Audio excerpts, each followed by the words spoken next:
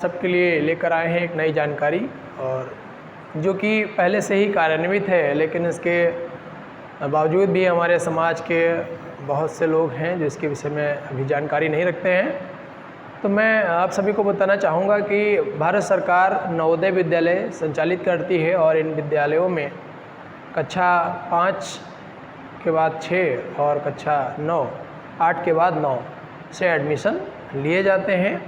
और ये विद्यालय पूर्णतः आवासीय विद्यालय होते हैं और यहाँ पर जिन भी छात्र छात्राओं का सिलेक्शन किया जाता है उनका पूरा खर्चा सरकार उठाती है, या नवोदय विद्यालय जो समितियाँ हैं वहीं पर उनको सारी व्यवस्था दी जाती है। तो आज जानेंगे किस प्रकार से आप सभी नवोदय विद्यालय में अपने बच्चों का फॉर्म भरें और यदि उनका सिलेक्शन करवाएं। तो आइए समझते हैं कि आपको नवोदय विद्यालय में अपने बच्चों का एडमिशन कराने के लिए कहाँ से फॉर्म मिलेंगे और फॉर्म को किस प्रकार से भरना है और कहाँ कहाँ पर ये सुविधा उपलब्ध है। तो आइए वीडियो को स्टार्ट करते हैं। साथियों, जैसे कि बताया गया, नवोदय विद्यालय योजना ग्रामीण क्षेत्र के लोगों के लिए संचालित की जाती है, जहाँ ग्रामीण क्षेत्र के लोगों को शिक्षा का बेहतर अवसर प्रदान करने के लिए ये योजना बनाई गई है। आवेदन की तिथि और आवेदन का क्षेत्र आप कहाँ से जानेंगे। तो साथियों, ऐसा बताया जाता है कि जिन जिलों में नवोदय विद्यालय स्थापित किए गए हैं या किए जा चुके हैं या किए जा रहे हैं, उन्हीं जिलों के जो लाभार्थी हैं या प्रार्थी इसके लाभार्थी हो सकेंगे, अर्थात उन्हीं जिलों के व्यक्ति अपने पात्र बच्चों का इसमें आवेदन कर सकेंगे। आवेदन करने के लिए आपको क्षेत्रीय सलाहकार समितियों के कार्यालयों से पत्र मिल जाएंगे, जानकारी ले सकते हैं। नवोदय विद्यालय समिति से आप जानकारी प्राप्त कर सकते हैं व नवोदय विद्यालय समिति के कार्यालयों से इसके विषय में जानकारी प्राप्त कर सकते हैं, तथा जिले के नवोदय विद्यालय के प्रधानाचार्य से भी आप इसके विषय में जानकारी प्राप्त कर सकते हैं कि आवेदन की तिथि कब आने वाली है और आवेदन कब से प्रारंभ होंगे और कब से इसके आवेदन समाप्त होंगे। दूसरी बात बताई गई कि आवेदन पत्र का वितरण, कि आवेदन पत्र आप कहाँ से प्राप्त कर सकते हैं। तो आवेदन पत्र आप कहाँ से प्राप्त कर सकते हैं। आवेदन प्राप्त करने की बात आती है तो जिला शिक्षा अधिकारी जो होते हैं आपके ज़िले में, आप उनके कार्यालयों से इस आवेदन पत्र को प्राप्त कर सकते हैं। खंड शिक्षा अधिकारी के कार्यालय से आप भी इस पत्र को प्राप्त कर सकते हैं व जिले के नवोदय विद्यालय के प्रधानाचार्य के कार्यालय से भी आप पत्र को प्राप्त कर सकते हैं, या नवोदय विद्यालय प्रधानाचार्य, अगर कहीं आपके ज़िले में है नवोदय विद्यालय तो वहाँ के प्रधानाचार्य से भी आप क्या कर सकते हैं, इस आवेदन पत्र को प्राप्त कर सकते हैं। आवेदन पत्र को आप क्या कर सकते हैं, प्राप्त कर सकते हैं। और यदि इन जगहों से आपको आवेदन पत्र प्राप्त नहीं हो पा रहा है तो आप सादे पेपर पर भी आवेदन पत्र का प्रारूप देख करके सादा पेपर पर भी आवेदन पत्र भर करके आप अपना आवेदन पत्र सबमिट कर सकते हैं। या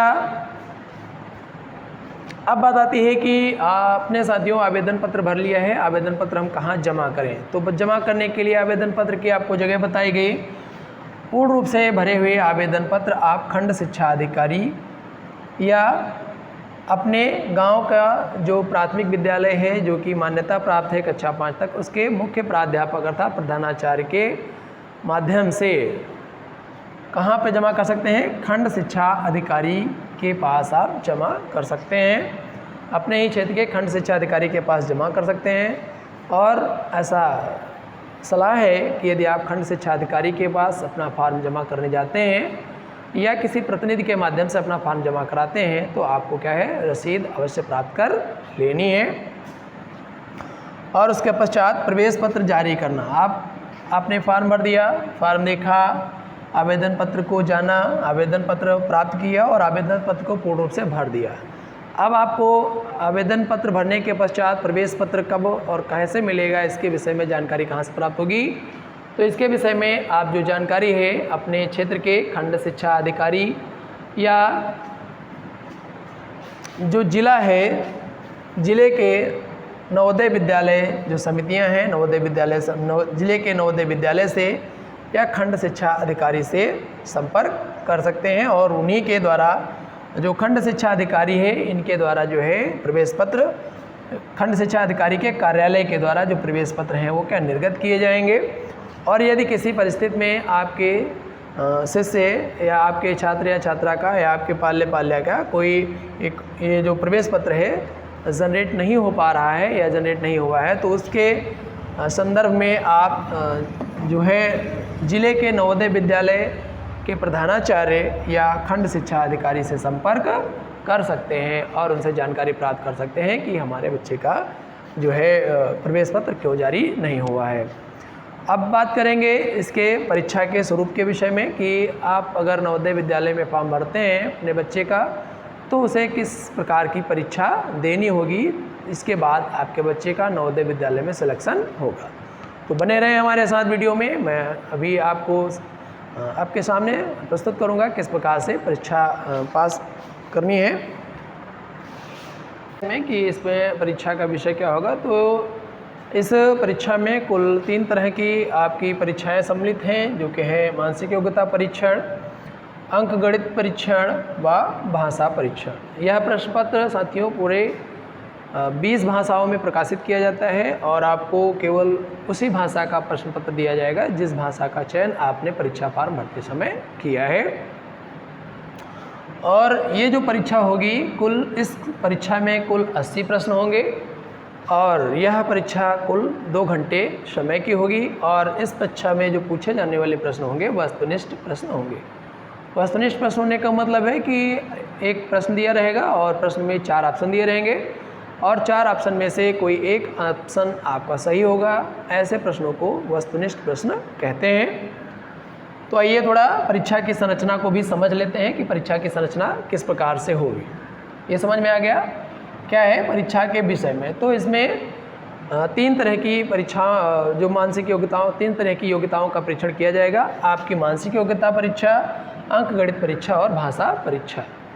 इस परीक्षा में यह प्रश्न पत्र कुल बताया 20 भाषाओं में प्रकाशित किया जाता है और आपको केवल उसी भाषा का प्रश्न पत्र मिलेगा जिस भाषा में आपने पत्र भरते समय भाषा का चयन किया है। और यह प्रवेश परीक्षा जो है पूर्णतः कुल 2 घंटे की रहती है और इसमें कुल 80 प्रश्न पूछे जाते हैं। तो आइए परीक्षा की संरचना को समझते हैं साथियों। इसकी परीक्षा की संरचना कुछ इस प्रकार से डिवाइड की गई है। प्रश्न पत्र 1 जो कि आपका मानसिक परीक्षण योग्यता होगी, मानसिक योग्यता परीक्षण होगा और इसमें आपके कुल 40 प्रश्न रहेंगे और आपको समय मिलेगा 60 मिनट का।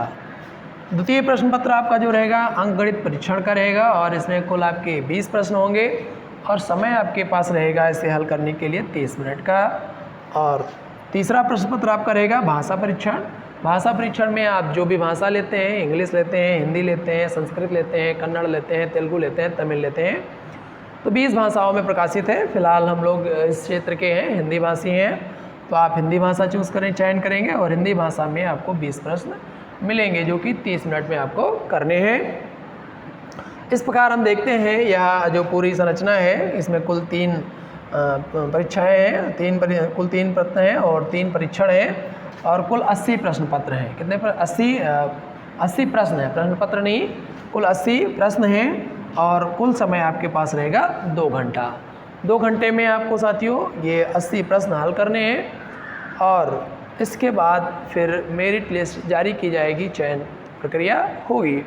तो इसके बाद और भी अभी बने रहें हमारे साथ, मैं और भी इसके बाद की बातें आपको बताऊंगा। धन्यवाद।